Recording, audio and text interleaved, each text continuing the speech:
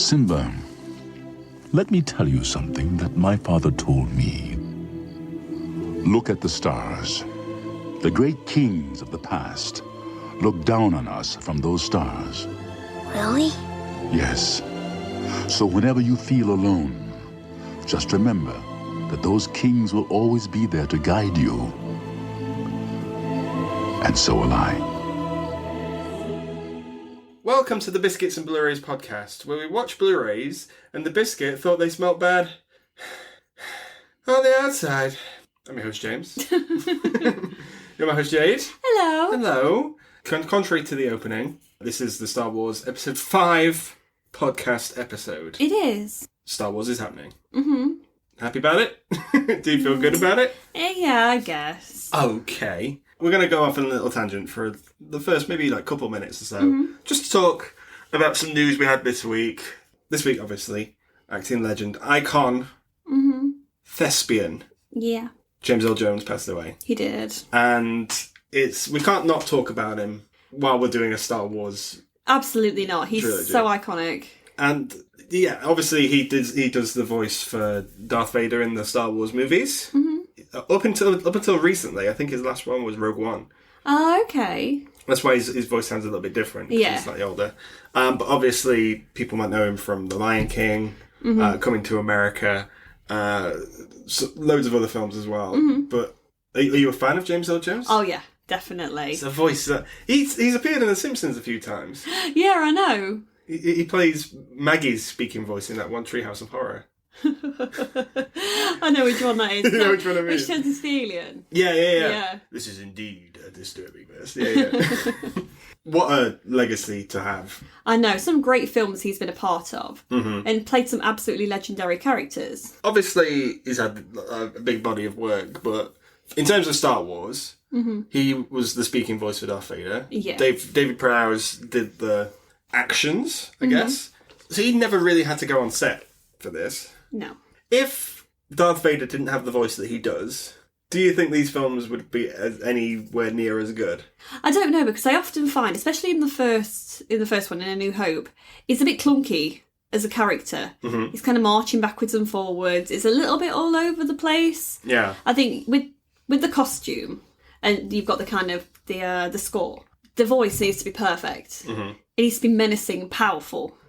He's got it. Gravitas. Oh yeah, absolutely. Gravitas personified, I would argue. Yeah, 100%. And I find it really noticeable, the fact that it's another actor doing the actions, because they seem almost, sorry to the John who did it, almost half-arsed compared to the voice work. Just because I think he's just got that presence about him. James Earl Jones gave an interview, and he said, in the first one, they obviously didn't know what they had, so they couldn't believe what they did. When it came to Empire, which is the one we're talking about today, they sort of went, okay, we didn't know what we did right, so we're just going to stick with what we did. Yeah. In terms of character work and physicality and how it should sound. Yeah. Because James Earl Jones said, okay, well, maybe I should bring in, a bit more complexity to the character, make him a little bit deeper. Like a world-weary sort of guy. That's what I should bring to this. But George Lucas was like, we're not going to risk it. Do what you did. It worked perfectly. I think he was right too, though. I agree. I feel like it works within his character and about what they talk about the dark side being. Yeah. I think you don't want to give him too much at the moment. And I feel like when we get the big last reveal in the last third of this, it doesn't hit quite as much as it does. I think if you play it differently. Absolutely. James Earl Jones had a stutter when he was growing up, when he was a working actor. Oh, he was always a working actor. But when he was a young actor, he overcame it. It's still in interviews with him. You can hear it a little bit, where there's a hesitation, but he overcame it. Have you seen Fences? I haven't, no. Okay. It's a Denzel Washington movie, but it's a play. Yeah. And James Earl Jones did it on Broadway, and he won the Tony for it. Okay. It's phenomenal. We watched it at uni. He's a powerhouse in that. Iconic. And if you can, people, just go and watch Fences. And if not all of it, just there's a certain monologue that will come up if you Google it. Wonderful. If not, just watch The Lion King. I mean, I watched The Lion King. And I had to hear you watch The Lion King. The bit I played at the start of this episode is just good Disney monologue. It's quite magical as well, isn't it? It comes across as quite sad now. Yeah, it holds up. Absolutely. He's so good, in fact, that they brought him back for the remake. Yeah. The quote-unquote live-action one. Because no one could do it as good as him.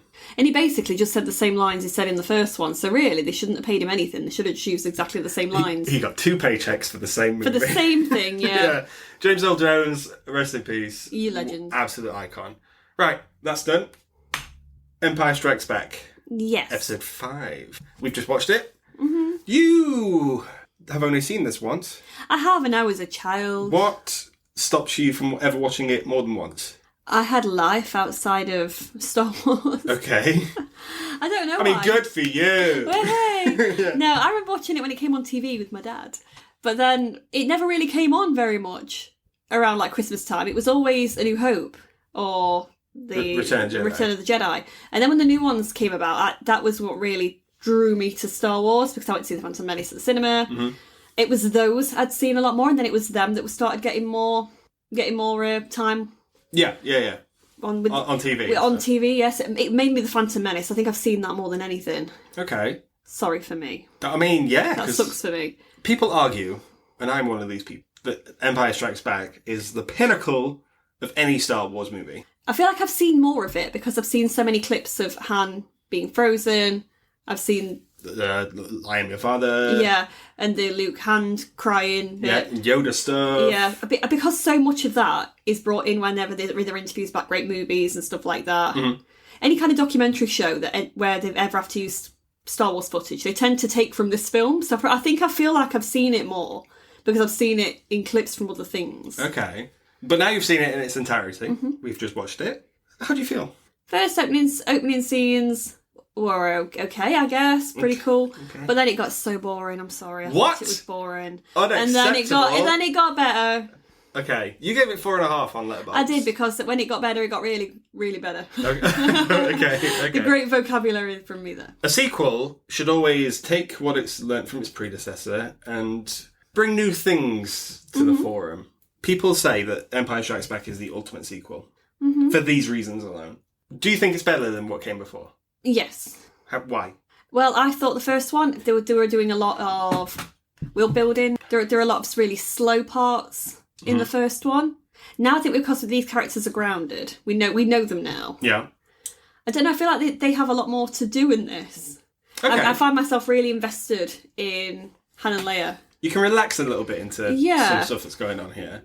Okay. I mean, I feel like there's some clunky acting in the first one in places. Everyone's new to it. Whereas I feel like this one, it feels a lot more polished. I feel like the effects look so much better. Mm-hmm. It just feels fresher.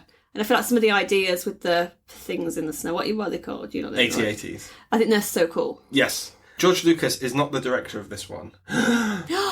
Shock horror! What? It's at this point I remind everyone that Tim Burton didn't direct Nightmare Before Christmas. Anyway. Yeah, George Lucas took a side seat on this one. He thought, well, fuck it. Why should I do all the work? I've done my bit. It's still his baby. Yeah. He has the story credit, but not the screenplay credit. Okay. Does that interest you? Why did you say that like Palpatine? You will only do the story credits. Yeah, so the overall story is George Lucas's, but Irvin Kershner is the director of this one. Okay. He's also one of the screenwriters. And this is how you'd know him, he is the director of Dreamcatcher. Oh my god. How does he do something like this and then do something like Dreamcatcher? What about the shit weasels? Yeah. To be fair, he did alright with a book that's really overly complicated for zero reason. Well, I'd argue that some things shouldn't be touched and left alone anyway. Yes. Not every Stephen King book needs adapting. No. No. They're better in your imagination, guys. That's the one, for those of you who don't know, Dreamcatcher is the one where aliens come out your butt. Yes. Okay, good. Fine. Stephen King, I'm going off. Stephen King said that he wanted to do for the toilet what Psycho did for the shower. Do you know, when I saw that, though, in my early teens, it did genuinely freak me out a bit. It's wank, is what it is. No, the fact that you could drink something and then it does an alien, doesn't it? Yeah. In that it's not coming out of your chest. It's in your digestion, and that's how it's going to kill you. Comes at you, but that's how it's a natural exit, I guess. I mean, yeah, absolutely. I remember finding it really creepy. A bit like I used to find it's got a bit of a cabin fever vibe to it, with like the red stuff that grows on the people that are infected and I haven't seen cabin. My only exposure to cabin fever would be Muppet Treasure Island. Oh, what a song! Well, absolute banger.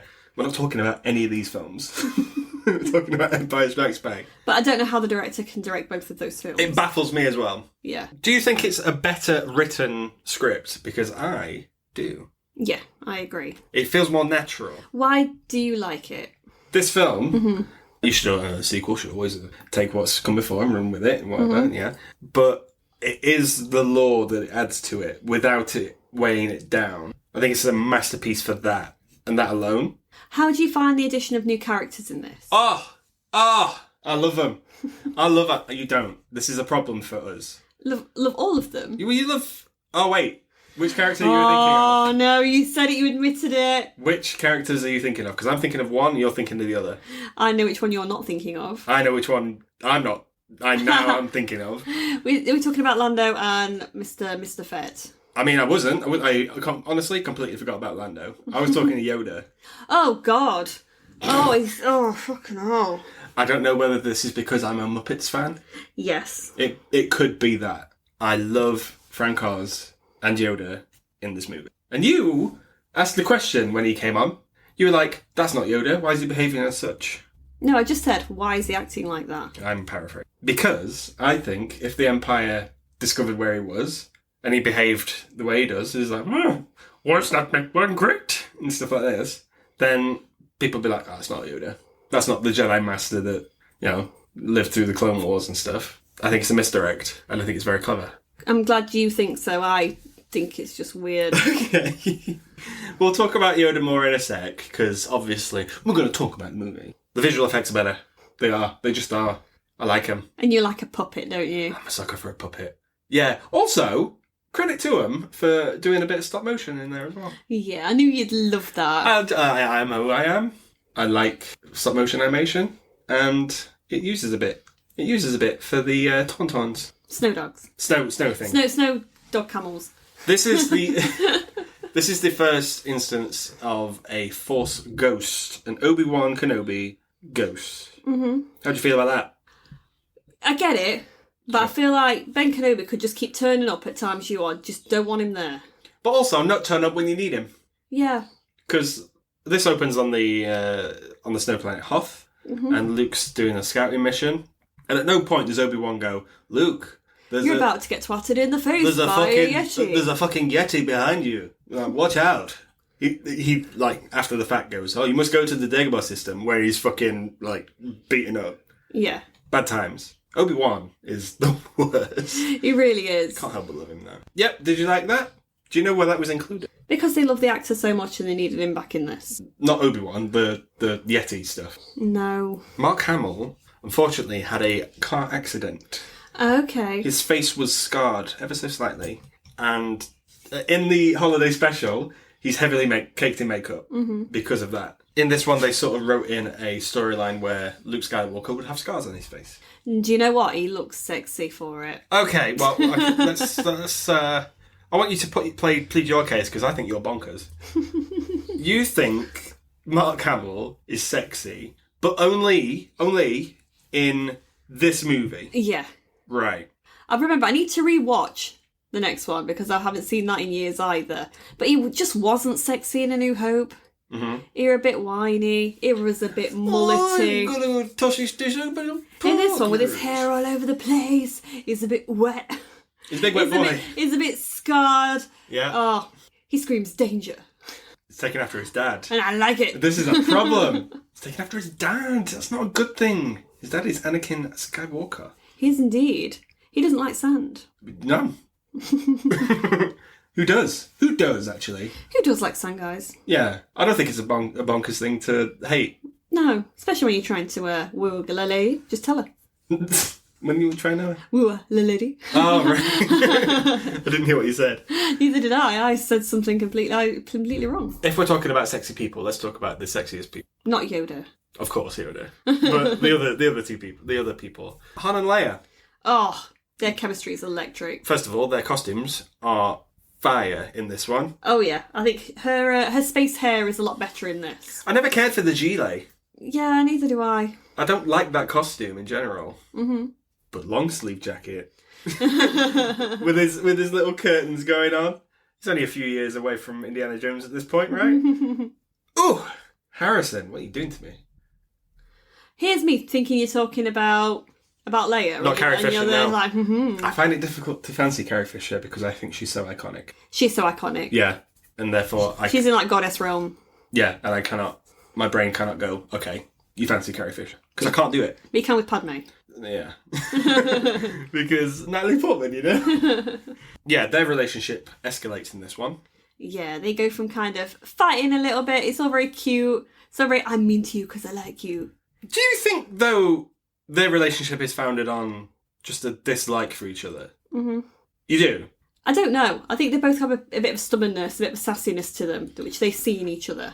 She doesn't want... So do you think she doesn't want to admit that she likes him?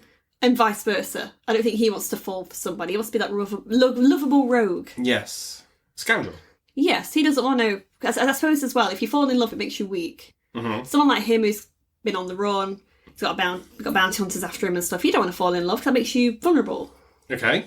But she's strong, she can take care of herself, and he probably quite likes that. They don't need each other. No, but I think they want each other.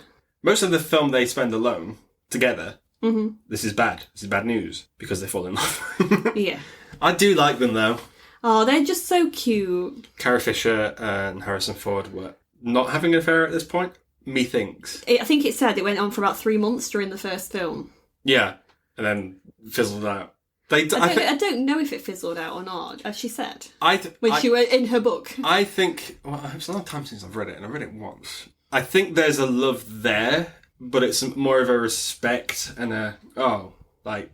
We had it good, didn't we? We had a good run. Because she was really young. Yeah. She was only 19. He was like 33 with a wife and a family. And a family, yeah. So, oh, well. Sad times. Bad boy. Naughty boy. But the costumes are fire, though. But the costume and their chemistry is amazing. I love that Hoth costume. Her hair's better in this one. Mm-hmm. Everyone's hair's better in this one. Yeah. Good times. All three of them are just rocking the hair. They really are. We're at the end of the 70s at this point, mm-hmm. and we're slowly slipping into the 80s. Yeah. Vibe. Oh, we love to see it. Love to see it. So Darth Vader, we spoke about him earlier. He's more of a presence now. Mm-hmm. He is the big bad in this one. Yeah. Refreshing for him? I think so, because he also had to match just how amazing that man was. Moff Tarkin. Moff Tarkin was so good. Peter Cushing. Yeah. Yeah. Yeah. Darth Vader's took the reins a little bit on this one. Because he was kind of his bitch in the first one. Now it seems to be like, okay, no one's bossing him around. He is the boss. Yeah, he's got something personal in this as well now. Yeah. Do you think he always knew? No, because I don't think the writers knew. I don't think the writers knew. I think George Lucas always had a plan. I think he's that smart. Talking about the writers not knowing. Yeah. That kiss in the beginning, guys. Oh dear. Yeah. When you're watching it for the first time, that's a funny joke. Yeah. When you get to the twist in the second one, that's not funny anymore. No. That's illegal. Yeah, that sort of act gets you on the Jeremy Kyle show. Absolutely it does. I think it's funny, but I don't think they thought it through all the way. No. I think there was a plan in place, but even Yoda says, like, oh, there is another. I think at this point, they didn't know who the other one was. No. I think they hinted that it was going to be Leia, but that could just be Luke talking to Leia through his mind and not an open channel. Yeah. Do you see what I mean? I do. Yeah. Okay, good. The motions you're making as well that the people listening can't see is excellent as well. For those of you listening, I was... it looked like I was landing a plane. It really did. Yeah, okay, good. Oh, no, there's a jet engine in the background. If you can picture in my head what I look like and then just superimpose my face onto the Help cover from the Beatles... No, you look like an inflatable waving arm tube man. I don't know what to do with that. I guess that's a compliment, because he's got moves. He does. He's got riz. Yeah, never the same. Never the same moves. No. Always different. It's always shimmying in a different way. Yeah, he's a good guy. What vibe? The battle on Hoth. This is the snow planet. I knew what planet it was. You didn't know what planet yes, it was? I You do. were like... It was on the Crawley credits at the beginning. That you didn't read. I did read them. I just wanted to confirm that knowledge. And then, and also... afterwards, maybe like 2 minutes in, you went, where do those letters go? Where did the words go? Imagine them now being in space, like especially how it ends with Luke and Leia just looking out. Imagine if they just saw the words travelling out. At the end of this one, when they're looking out into the horizon, I guess, the words for the next one just come crawling in. Oh, that's going to happen. Yeah. Oh, okay. I guess we better get moving, guys. We've got a sequel to make. You like the big AT-ATs. I do indeed. They're big old dogs. You like that, don't you? I do. They're really cute. Guess what they are? What? Stop motion. Of course. Oh, yes, they are. Harryhausen involved in this? I do not know, but it makes sense if he was. Okay, let's start this rumour. Harryhausen. Ray Harryhausen is the... Don't start that rumour, because someone clearly did do it and did a good job. Yeah, absolutely. Credit to you, whoever you are, probably Ray Harryhausen. In the first one, obviously, we had a lot of world building, but we did start with a battle. How do you think the battles compare to the first one? And then I have a follow-up question. The first one's iconic because I feel like Princess Leia and being all iconic in her white outfit with the droids and stuff is really cool. Droids? Yeah. Droids? Yeah, with R2-D2 and C-3PO. Oh, okay. Are they not droids? They are droids. So what are you chatting about? I thought you were chatting about the battle droids. No. Okay. I know my Star Wars. Okay. So I think that's quite cool. I think it's quite iconic. Yeah. But I also feel like it's iconic because I love Rogue One so much. Sure. And that's obviously ends with that. I feel like this one, I don't know. Are you not excited by the battle sequences in this Probably one? not, no. Why? I don't know. Maybe it's because it doesn't really have Luke doing much. You don't need... or Han doing much. Do you know what I mean? I want to see them. But there's more people. Yeah, but what happens to any of them? Do we know? Well, most of them die. Exactly. It's just, I don't know, it just feels... While I like seeing my big stop motion boys, it's about as cool as it gets in that scene. Wow, okay. What's that? Oh, it's the stakes, isn't it? What's that up there? Can you just have a look? I'm not looking. Seriously, just look at that. I'm not looking. It's got a shadow on it. I'm not looking. Is that the stakes? I told you it was the stakes. Is that the stakes? Oh, from there, yeah, it's the stakes. They're too high. Get them down. Get them down. Put them stakes down. Yeah, I think the stakes were raised in this one. I feel like everyone is in danger, and I like it. I like danger. I laugh in the face of danger. We watched The Lion King recently. So, yeah, I like it. And then they go their separate ways. Han and Leia really struggle in space for a while. They do. They have space fights. Yeah. And then space love. And then C-3PO then comes in being a space cockroach. I fucking hate that character. Okay, me too. Passionately. What? Okay, is it bad in this one? Yeah. Gets worse. It gets worse. I know it does. And, the best thing that could have happened to that character was if they'd have chucked him in that furnace. Yeah, absolutely. This is madness. Oh Chewie, just leave him, mate. Yeah. He's not even grateful. Chuck him in. He's not grateful. And this is the problem I have with him. Two characters I don't like in this movie. What's your other one, James? Oh my god, okay. Tell us all about it. Well, if you're looking for a typical Biscuits and Blurays rant, strap the fuck in. I've got one for you. A new character in this appeared in the holiday special. It was like part of a cartoon, and people loved it. People loved it so much that they got carried away, and they put him in this one. Darth Vader is in the need to get Han Solo and Leia and Luke and 3PO and Chewie and R2-D2. Mm-hmm. And in doing so, he hires some bounty hunters. Now, bounty hunters in Star Wars are all well and good. There's quite a few of them. One in particular, though, is front and centre, and I don't know why, and I don't get it, and it pisses me off, and I'll tell you why. Do you not think his costume's cool? I mean, yes, it's a cool costume. However, he adds nothing to the plot at all. I know he goes and gets Han, but literally anyone can do that. It doesn't take two brains to know where that's going. Also, they don't. We're talking about Boba Fett. Boba Fett does not stalk Han and Leia too far away. They're quite close. He's quite close to that ship. You would have thought they'd have seen him. Absolutely. I think they've got other things on their mind. Boning. So, imagine that's what they're doing. That's what happens, guys, when you're too concentrated on boning. Boba Fett finds you. Don't drive and bone, guys. It's not good. Boba Fett, though, he's no good to me dead. Was played by Jeremy Bulloch. I know this for a fact. He does nothing. He stands there, he says maybe one or two lines, and everyone, everywhere went, that's the coolest thing I've ever seen. How? Absolutely. It gets spoilt in the next one, Return of the Jedi, because again, Boba Fett just stands there, and then he, pretends the sequels don't exist or whatever. Then he dies. Mm-hmm. He goes out like a pansy. Absolutely. He is the worst bounty hunter in the world, and everyone still goes, yeah, I fucking love Boba Fett. I don't get it. I'll never get it. And Disney, in their infinite wisdom, have gone, yeah, he can have a TV show.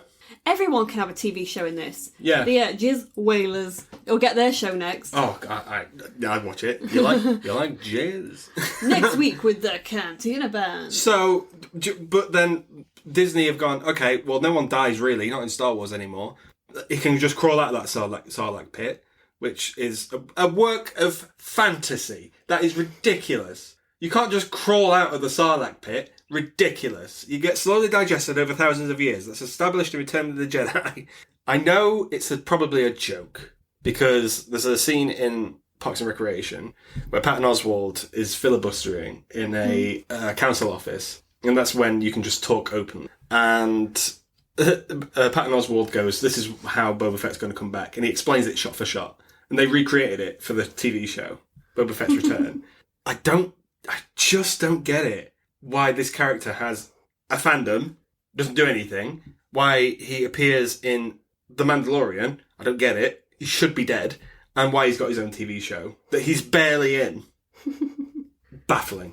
Because I think some fans will just kind of digest anything. Yeah. But also Disney, I think that's Disney's attempt to go, well, we actually listen to the fans. No, you don't. No one wanted a Boba Fett TV show. No one wanted it. He was good in The Mandalorian, but you ruined him with his own TV show. How many seasons is there? Of his TV show? Yeah. 1, and it's done. He's not coming back. If he rocks up in The Mandalorian movie, I'm going to throw my popcorn at you.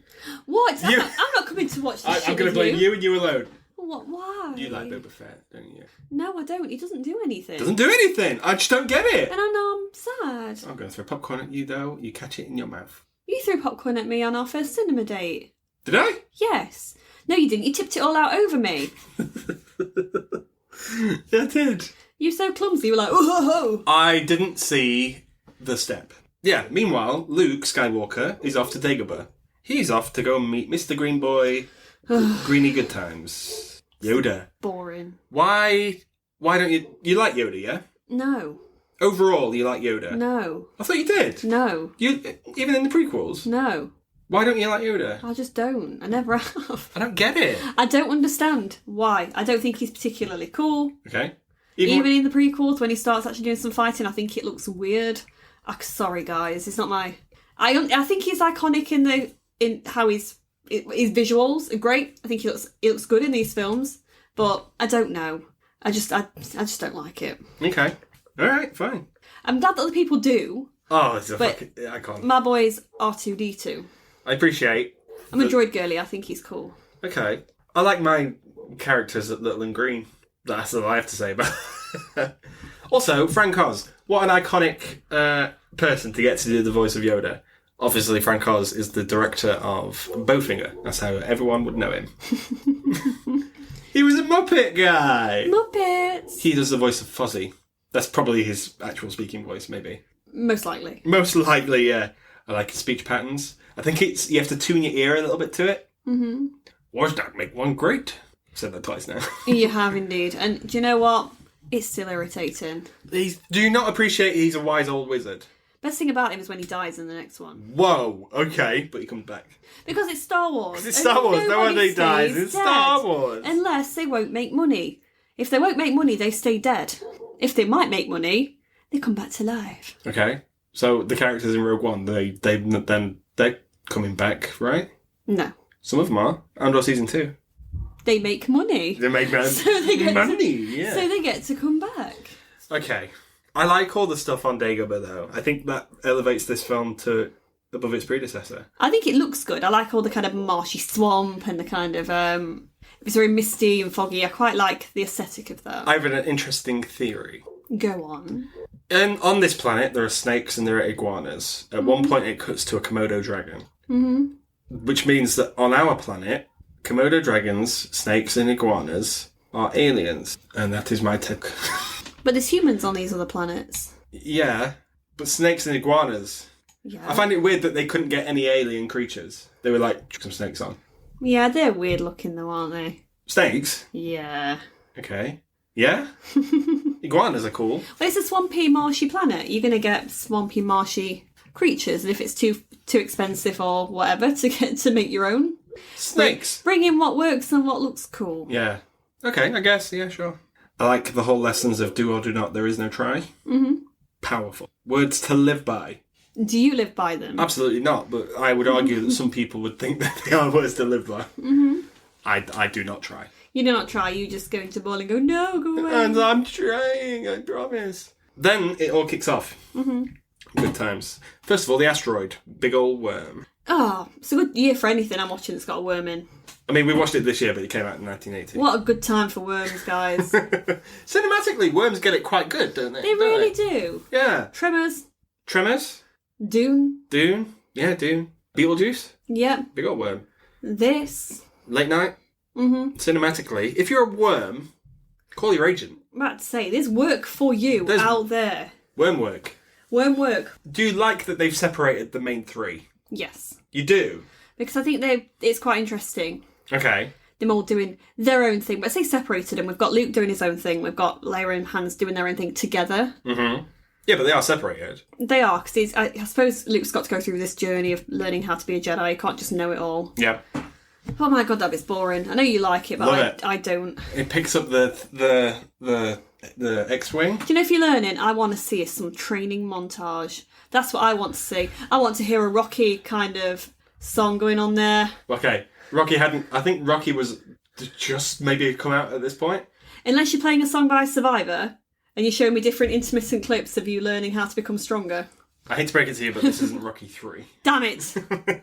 Do you not appreciate that there is a montage in here? He's running through and he's got his little Yoda backpack on. Where's my big 80s anthem while it plays? It was literally just the 80s. I don't care. No anthems were made yet. No. Anthems weren't made until maybe 1983, and then Thriller happened. No. Okay, fine. Not my montage. Fine. Good for you. It is good for me. Yeah, good. Lando Calrissian. Mm-hmm. He's an interesting new character. Oh, he's got a cool-ass cape. Here's the problem, though. We've seen him before. We've watched these in order, of course. Mm-hmm. We've covered the movie that he was in. Yes. And he just sat in that casino hall looking really, really boring. Watching that and then watching this, do you think that Lando is the same character? No. You don't think so? They almost make the Lando in that movie look cooler. Yeah. It's like, oh, I'm a bit of a bad boy. I'm out here gambling all this money. Do you know what I mean? Okay. Is that a quote from his back? That's exactly what he says. Okay. And then, obviously, he loses Millennium Falcon. Yeah. He's its original owner. Which makes sense. That's now why he knows how to drive it. Yeah. But in this, it's a bit of a wet lettuce, isn't it? Initially. I like him. I like him a lot. But then he gets really cool. He's so charismatic. This is Billy D. Williams. Icon. He comes back again. It's not the last time we'll see him. I know, and I'm looking forward to that. I mean, don't. It's in Rise of Skywalker. Sad times. Yeah, but we get to see him, and that's a vibe. It is a vibe. It's good to have him back.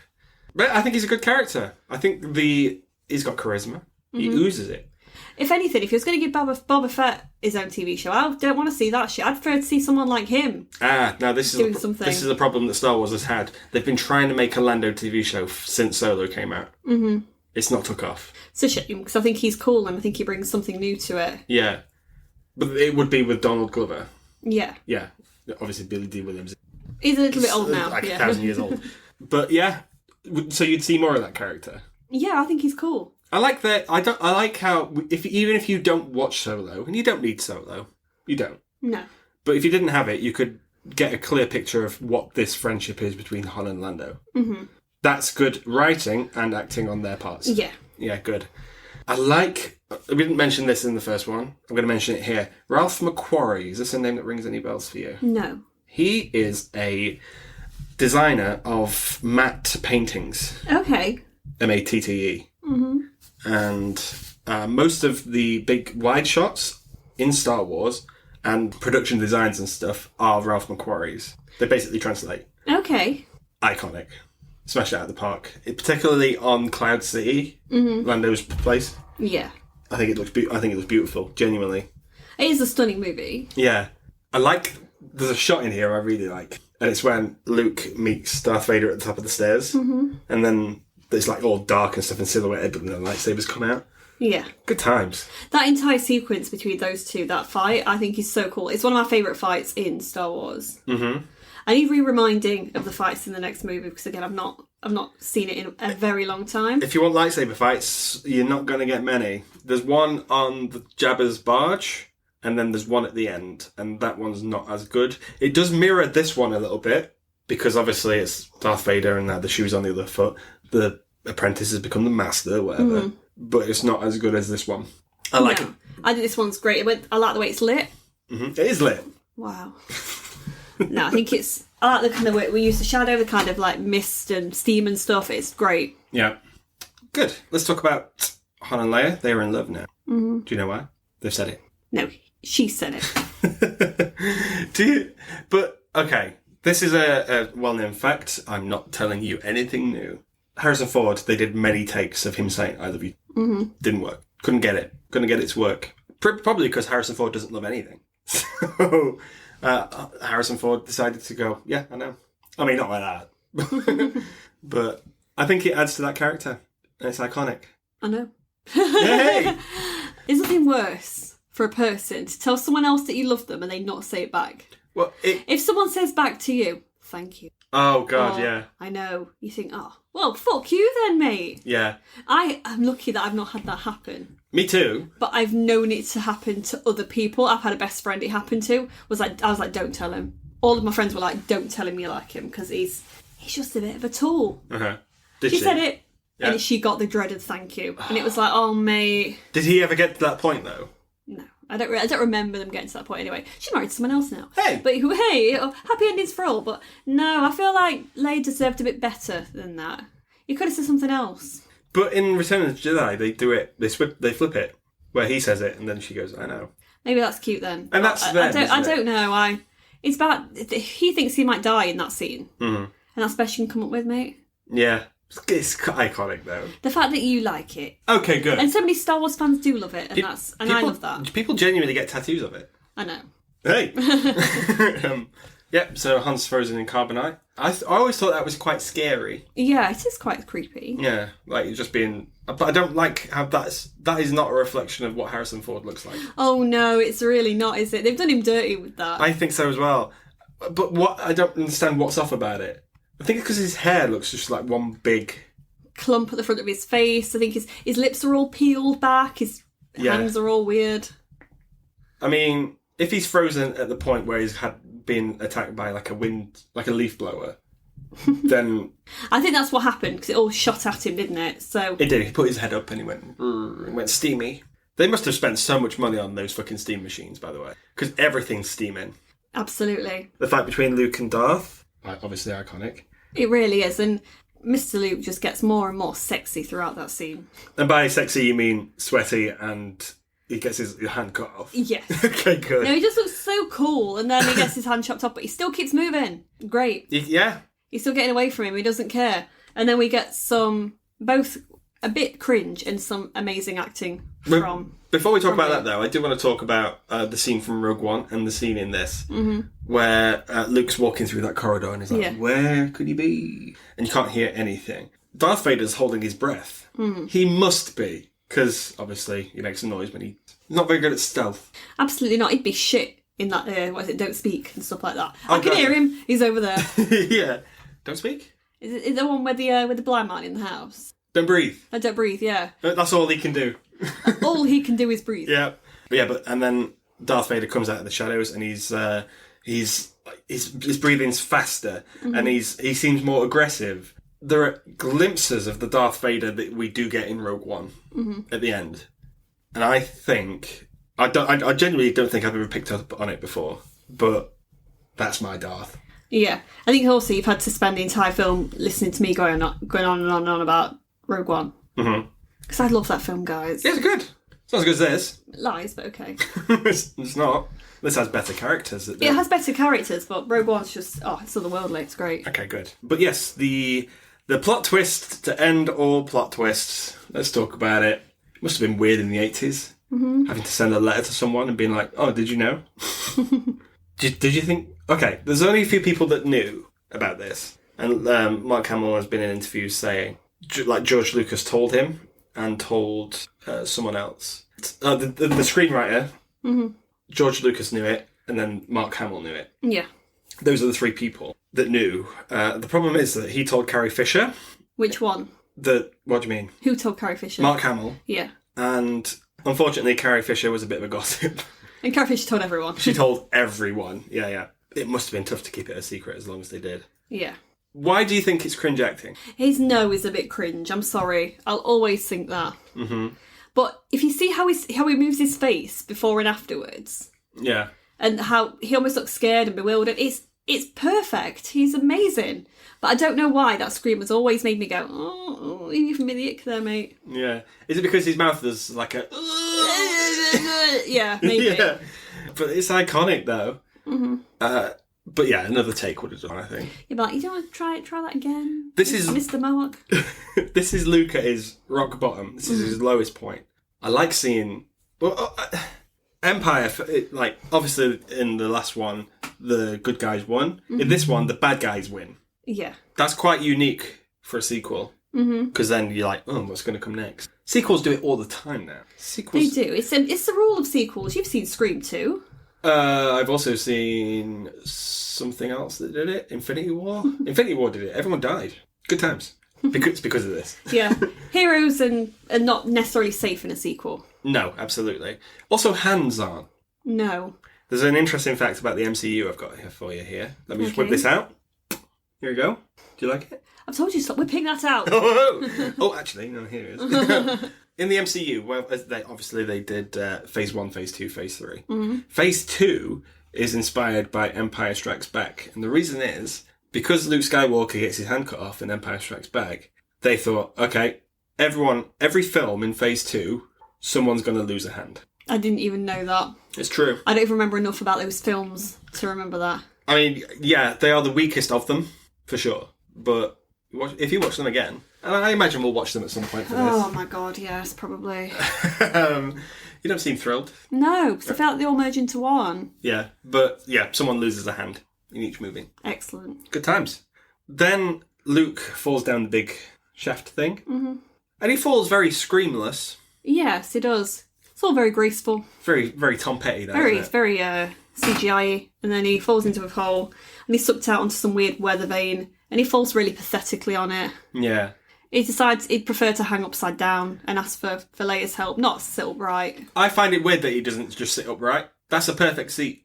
Yeah, so it's like, why are you being pathetic, Luke? Come on. Yeah. You don't have to. Sit normal. Connects with Leia, though. Mm-hmm. Let's go back. Let's go get him. And they do. And then that's basically it. That's the movie That's over. the end. Yeah. I like this film as well because everyone seems scared of Darth Vader. Mm-hmm. And you noticed it. I noticed you noticed it. Is when Darth Vader's on telecom with people are always looking to see what Darth Vader's up to. Yeah, they're like, is he going to choke me? Yeah. Without my consent. Ooh, please. Yeah, I think just super imposing as a villain. Good times. As sequels go, this is it. I think it's a good sequel. I'm sorry, I do think it drags in places. I can't say it's perfect, but I feel like the bits I really like are incredible. The problem I think you've got is that you think these films are longer than they are. I really do. Yeah. These three in particular are only 2 hours long. So far, they felt longer.